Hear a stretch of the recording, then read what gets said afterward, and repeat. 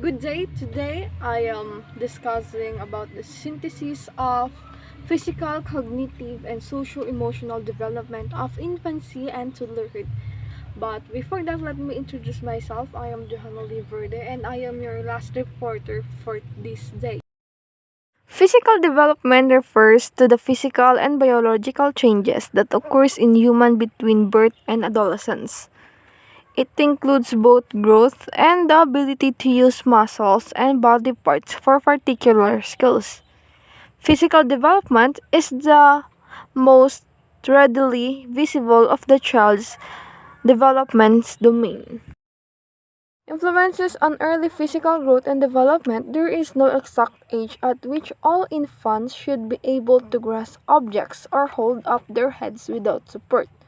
Physical development occurs at different times for all children depending on many factors, such as the child's unique characteristics, the family's values and culture, and available resources.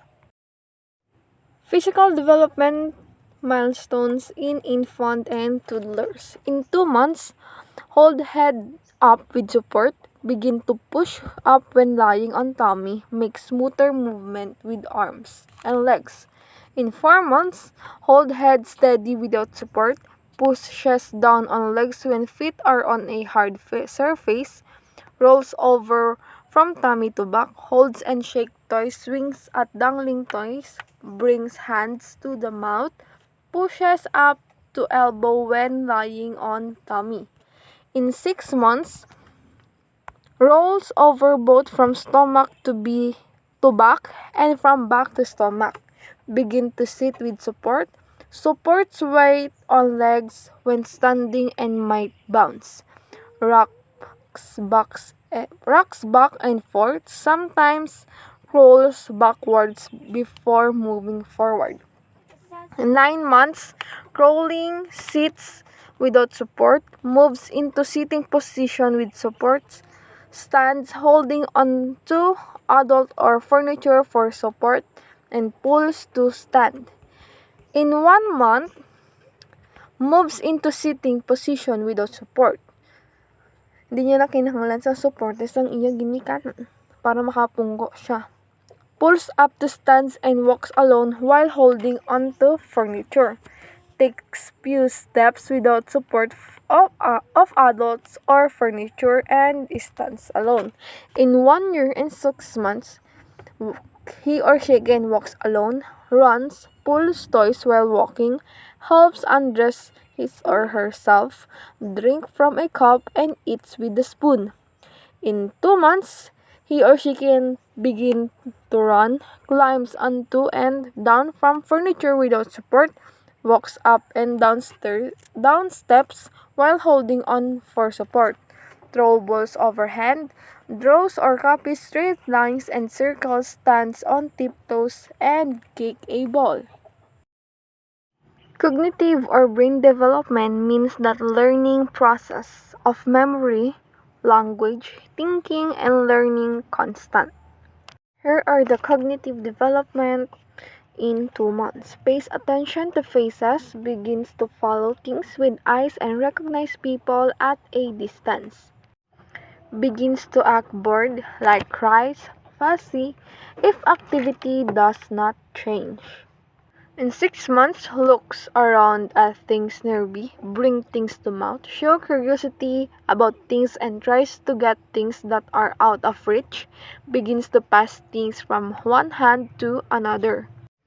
In 1 year, explore things in different ways like shaking, banging, throwing, find hidden things easily, looks at the right picture or thing when it is named, copies gesture, starts to use things correctly like drinks from a cup and brushes his or hair.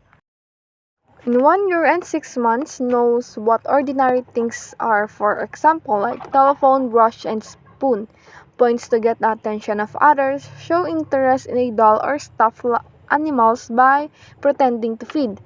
Point to one body apart, scribbles on his own, and can follow one-step verbal commands without any gesture, like, for example, sitting and many more.